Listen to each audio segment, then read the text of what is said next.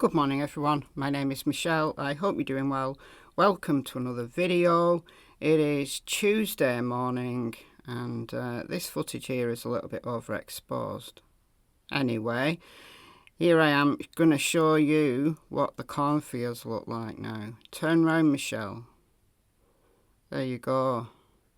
You can just about see the tractor in the background. He's on that field now. Just about. I don't actually know whether you can see it, but anyway, that's where he is. In this video, we're going to talk about Bryan Kohberger. Now, this came out a few days ago, The Eyes of a Killer Part 6, and this is by Howard Blum, and it's published by Airmail. And this is Part 6. I think I talked about Part 1, maybe, but I pretty much ignore this source. I don't know how much of this is factual. The way it's written is in a very novelistic style. It's not written like a reporter would write. Now, whether there's factual information in there probably is. But the reason why I'm talking about this today is because the media has picked up on one particular part of it. And it's an important part. So we're going to talk about it. Let's go.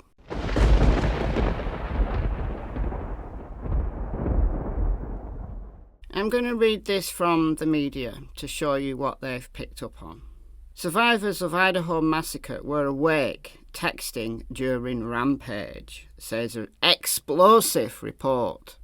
Prosecutors also have secret informant who would tighten the screws against Kohberger. Two surviving housemates, so that's Dylan and Bethany, were awake and texting each other during the massacre that left 4 of their friends dead last November, according to a new report. But it doesn't say that this report is factual. The source is Howard Blum. Howard Blum has apparently got a source who is close to the Gonsalves family, but the Gonsalves family are gagged. Neither Steve Gonsalves nor any other members of the Gonsalves family nor the Gonsalves attorney have agreed to comment because they're gagged, right? And it says here the court has issued a restrictive gag order. Neither Steve Gonsalves nor his attorney responded to questions from Fox News Digital about the report's claims. However, the family, in a statement, call the claims a very poor attempt at getting attention and obviously fictional. So all of this conversation that's been going on, that sources close to the Gonsalves family say that they know these 2 roommates, Dylan and Bethany, were texting, is fiction, despite the media going on. This is Fox News. Steve has been told that the 2 survivors allegedly had not only been awake while the killings had taken place, but that they had heard everything. More astonishingly, his grand jury sources allege that the 2 girls had been texting one another as the murderer went from one room to the next. Is Howard Blum just making stuff up? And the source that he allegedly has that's close to the Gonsalves family is a complete lie? Could it be that Howard Blum has listened to this source in good faith and the source is lying? Alternatively, it could be that the Gonsalves family did tell a source that they got this information, but they're now denying it and calling Howard Blum's report fictional because they know they're gagged. And also, they know talking to people from the grand jury is really not a good thing for the case. Really not a good thing for the case. Because grand juries are meant to be secret. So if grand jurors are coming out talking about what has been said at this grand jury, well, that's as bad as the Houck family in the Crystal Rogers case recording secret grand jury proceedings. And talked about that earlier on this week over on Crime Stories Sunday on Michelle Walks. Go and check that out if you're interested in the Crystal Rogers case.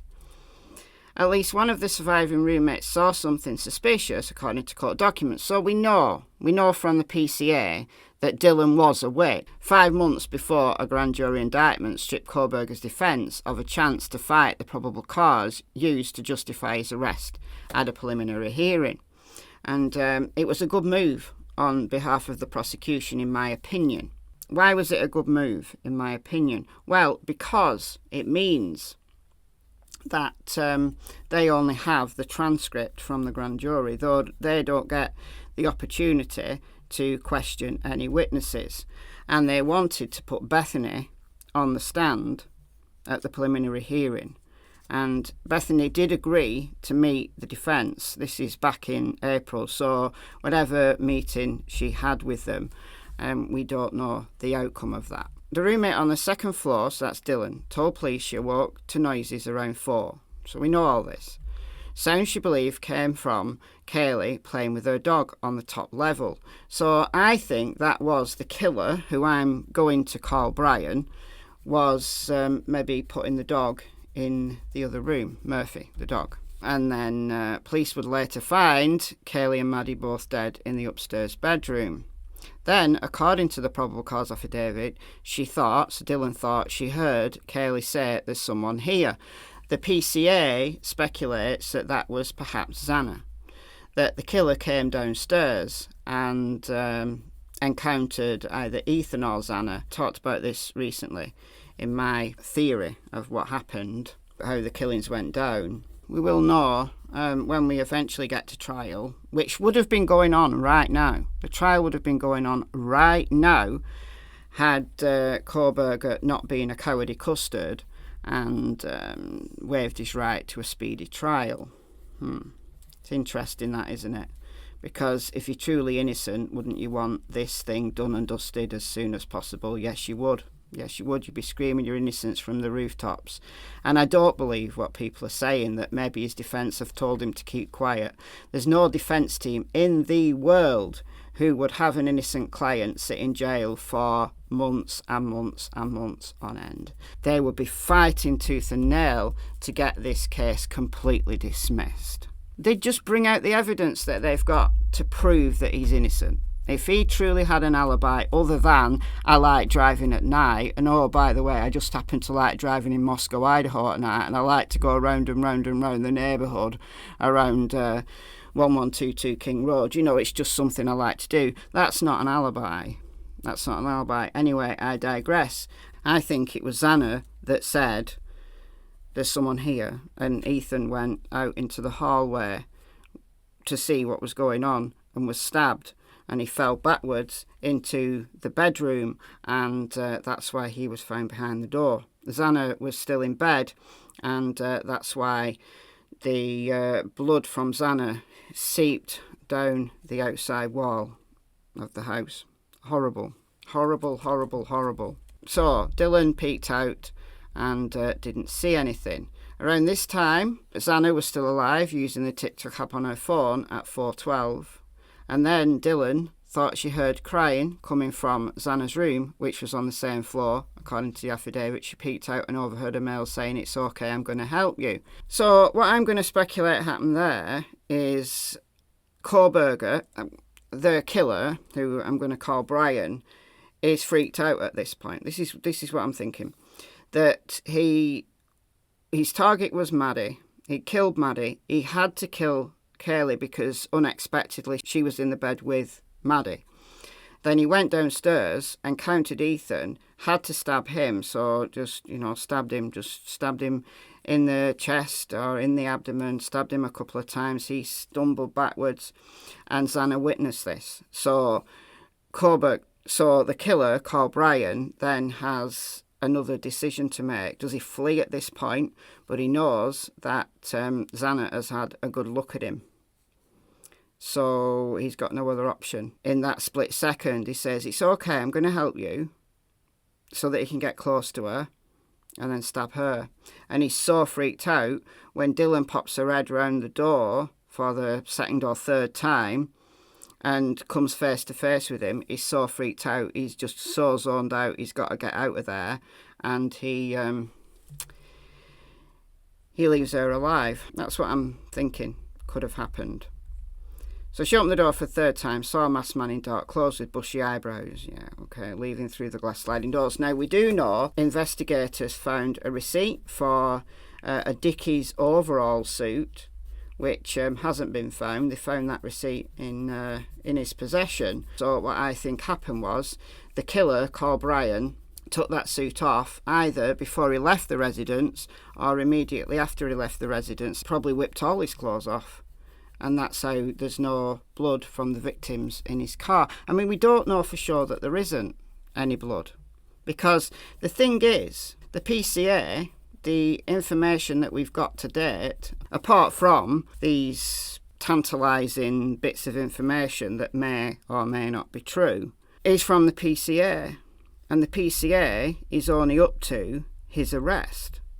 So they didn't have possession of his car. So we don't know what they found in his car. We know some of the items that they got through the search, but we don't know the forensics. We have no idea about the forensics beyond his arrest.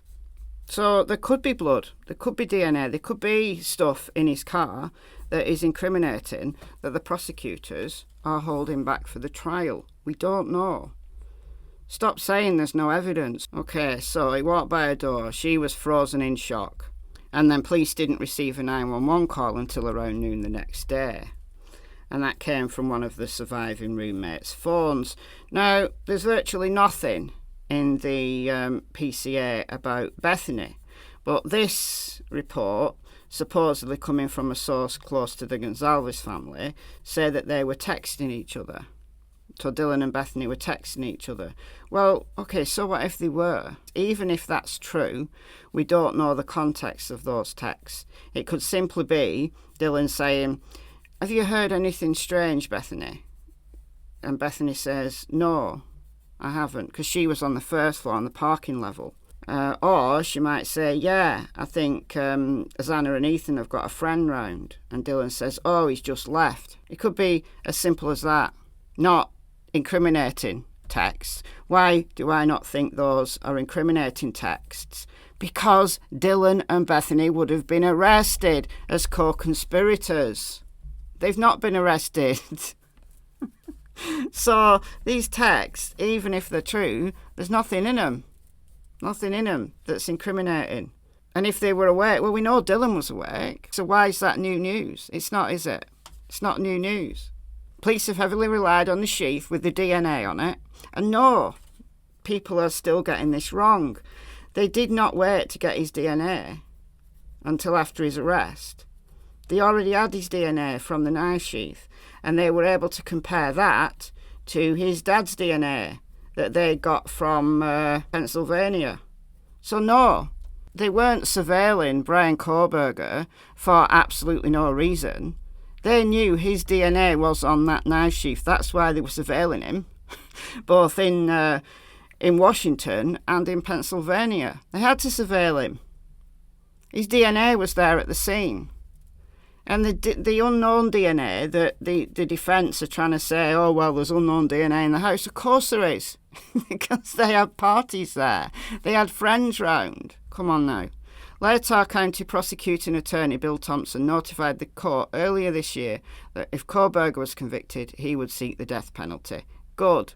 Judge John Judge entered the not guilty plea on Kohberger's behalf in May. Okay, we know that. Last week, the judge denied Kohberger's motion to stay proceedings and cancelled an order, pausing time for a speedy trial. Defendant had already waived. Before he waived his right to a speedy trial, they wanted a 37-day stay in the proceedings. They wanted more time to go through the grand jury indictment.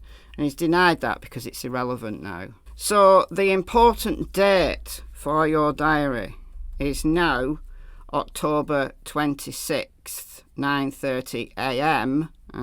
That'll be Pacific time. It's further ordered that the defendant's motion to dismiss the indictment on grounds of biased grand jury, inadmissible evidence, lack of sufficient evidence, and prosecutorial misconduct in withholding exculpatory evidence shall be reset for October 26th. It's further ordered that the defendant's motion to dismiss indictment on grounds of error in grand jury instruction. We went through all this. that we went through all this. It's ridiculous. The judge is just going to whack that away. He's going to tap it away and say, just because a couple of grand jurors didn't answer a question or two on their questionnaire. No. They want that indictment gone. Why do they want that indictment gone? Because they wanted a preliminary hearing. And Ann Taylor is smarting that she didn't get the opportunity to cross-examine. That's all. But we'll see. So, October 26th. So, 16 days. We've got 16 days to wait. In the meantime, all sorts of nonsense might come out. Like I said, I tend to ignore most of the nonsense. If it can't be substantiated at this stage, then I don't know what to tell you. But yeah, even if the roommates were texting, so what?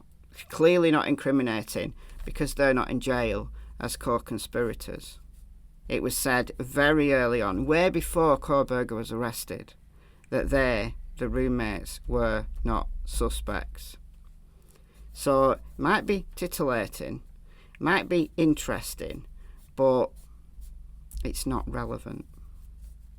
Alright guys, let me know your thoughts in the comments below, and I'll see you in the next video. Bye guys.